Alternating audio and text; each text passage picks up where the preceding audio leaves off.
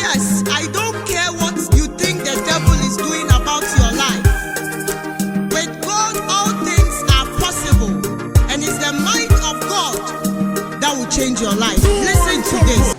We want to believe God to receive healing from Jesus. We realize that one major secret of Jesus is to be ministering healing. And it doesn't matter whether people will be against Jesus or people are for him, he will always give healing. And I'm glad that he will give you healing this evening. Amen. Amen. He will give you all the healing that you've never experienced before, the healing that you've never received before. You are receiving your portion this evening in the name of Jesus. Amen. And he is stronger. Amen. Amen. The topic is Jesus is healing you now. So what is happening to you now? Jesus is healing me now. Are you sure Jesus is healing you? Yes. 1 o'clock for Jesus, somebody. Counting our Bibles to the book of Luke chapter 14, verse 1 to 4. Luke chapter 14, verse 1 to 4. Thank you, Holy Spirit. Luke chapter 14, verse 1 to 4. Thank you, Jesus. Luke chapter 14. He said, now it happened as he went into the house of one of the rulers of the Pharisees to eat bread on the Sabbath, that they watched him closely. You see, there are some people, they won't do anything for you. And they won't mind you, they won't do anything for you, but all that they do is just to be watching. And thank God that Jesus is not here to just watch. I heard someone. Yes. Jesus is not in this auditorium or he's not with you online to just watch you. No. And behold, there was a certain man before him who had dropsy.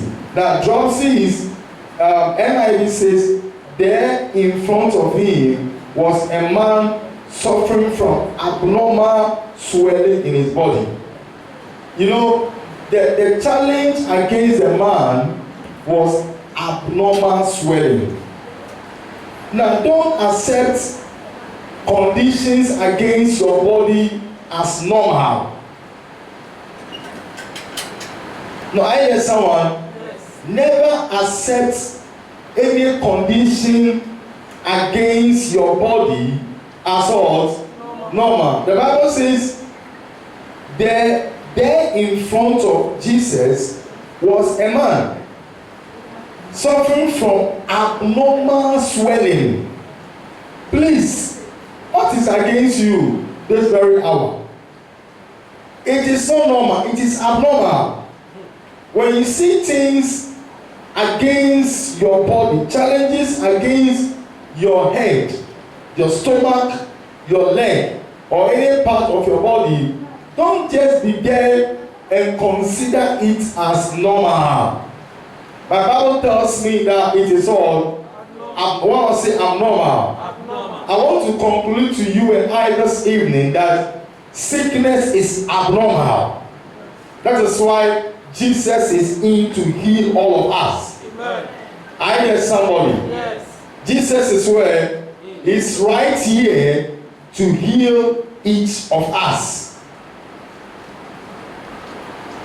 Jesus asked the Pharisees and experts in the law, is it lawful to heal on the Sabbath or not? But they remained silent. So taking hold of the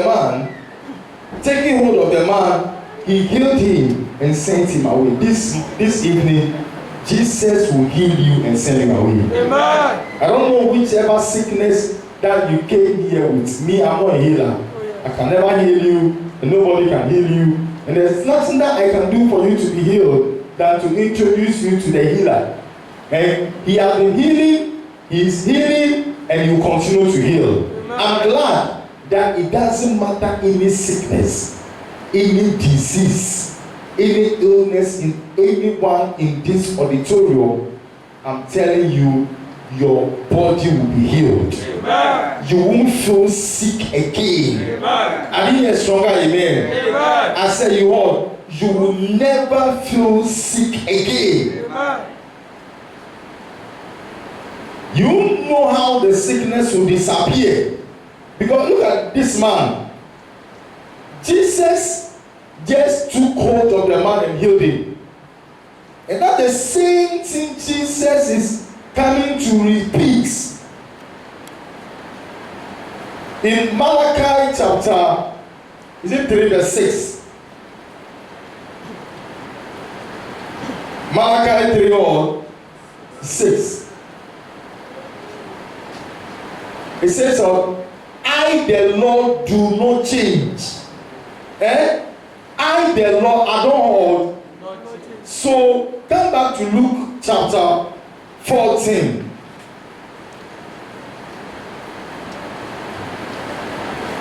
He said 14 verse 4.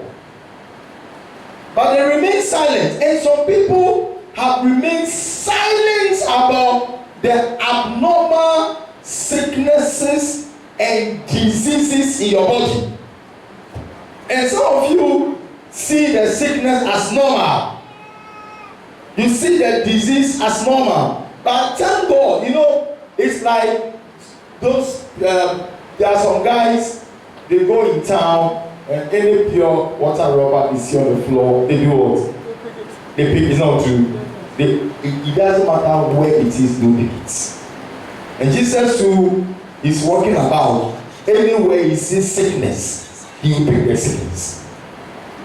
Any sickness, any disease, any illness against you this evening, Jesus will pick it. Amen. I said Jesus will do what? Because you have been suffering for a long time. And what is happening to you, that one is not normal. It's not odd. No. And this is the evening that you and I must claim our healing from Jesus. Jesus, heal me. Jesus, heal me. Jesus, heal me. Jesus, heal me. Jesus, heal me. And he's here. And as long as you are telling him to heal you, loved ones, instantly, from the crown of your head to the sole of your feet, it doesn't matter whichever sickness that has been against you, you have prayed for years, and it's like you have been battling with it. This evening, the sickness will disappear. Amen. And I want you with all your might, all your strength, cry unto Jesus in this hour of all fervent prayers.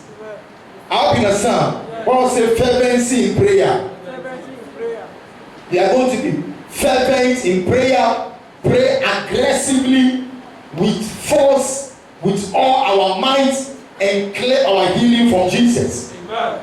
Hi, he said, Jesus, heal him.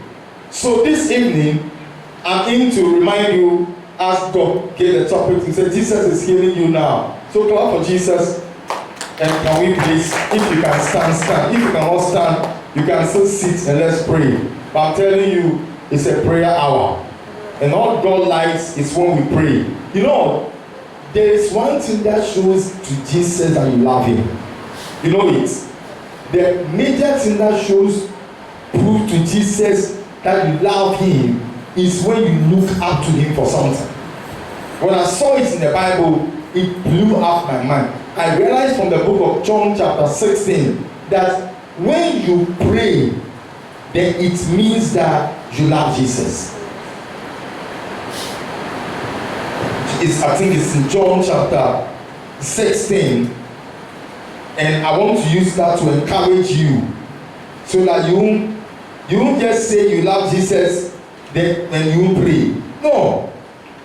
When you pray, is 100% confirmation to Jesus that wow, this person loves me. Amen. Amen. I'll show you that scripture. So anytime that you are praying, because it says that you pray and you do what? You answer. Right. So Now quickly look at it before we pray. John chapter 14, verse 13 to 15. John chapter 14, verse 13 to 15. Now look at verse 15 first. Boldly, verse 15. He said, if you love me, what do you do? Don't say it. Just keep my commandments. What are the commandments? The commandments were things that he instructed on just before John chapter 14, verse 15. So look at John chapter 13 and 14. Look at the commandment. Look at the commandment says, and whatever you ask in my name, I will do it, that the Father may be glorified in me. You know, the more you pray, it's like the more you use MTN, the bigger MTN company becomes. Also true. They get more subscribers and people, and they get more audience. Not true, right? So the more you pray, the bigger Jesus becomes, the Father becomes in Jesus. When you stop praying, you make Jesus to become small. So John chapter 14 verse 13 says what? John 14 says, and whatever you ask in my name, I will do it. Why? So the Father will be glorified in the Son. So the more you pray, the more will Jesus answer it, and it is always to his advantage. I hear someone, yes. It's like, I get surprised about YouTube. Almost everyone will say, subscribe, do what? Press the button and do it once again. Why do they do that? Pardon? And what do they get from it? Money. So Jesus too is saying that the more you ask me things, the more will I do it, so that I'll get more subscribers, for the Father will be glorified in me. So when you are not praying, you are disobeying Jesus. Listen, it doesn't matter how you feel you have ever prayed and prayed and prayed. The moment you stop praying, it means you are disobeying Jesus. When you start praying, it means you are obeying Jesus. Wow, it means you are proving to Jesus that you love him. And because you love him, he will also love you. And when Jesus loves you, which devil can touch you? Who can destroy you? He will be with you. He will protect you. He will move. It's like the president's wife. You can insult the president. People really insult the president seriously. But have you ever heard anybody insulting the president's wife before? No. But the president's wife really enjoys even more than the president. Because the president's wife sleeps and enjoys so much. Because nobody insults him to think, for her to think about anything per se. But the president is always being exalted and always thinking and worrying, thinking and thinking to make sure that things become all better. So if Jesus loves you, you are finished. You will just enjoy and enjoy. So after this service, full enjoyment is your portion. Amen. That is why even before you are even coming to prayer, I told you already. Amen. That sickness, you will see it again. Amen. I need a stronger amen. Amen. So why do I pray? I pray because it will make the Father to be glorified in Jesus. That Jesus will get more subscribers. Will you ever stop praying? No. If you pray, you know what happens? It's a sign that's a major sign that shows that you love Jesus. So look at verse 14. It says so, verse 14. John 14:14 media. If you ask anything, including healing, I will do it. Anything is anything. This evening, we are going to ask God for healing. We are going to ask for anything. And he said, he will do it. Then this is a commandment too. is a commandment. A commandment is not sin or whatever. The commandment just asks anything and I'll do it. I'm so pampered, I'm happy. I'm now saying that, hey, not knowing anything that I ask, it will be done for me. Are you not happy for that? Are you not happy for that? Since you know it, and it tops up to say the verse 15 out. Verse 15 says what? John 14:15.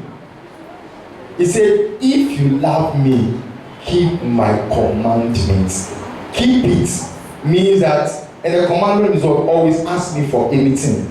If you stop asking for anything, it means that you don't love Jesus. So to prove that you love, ask the person. Thank God because your prayers are answered. Amen. Let me see.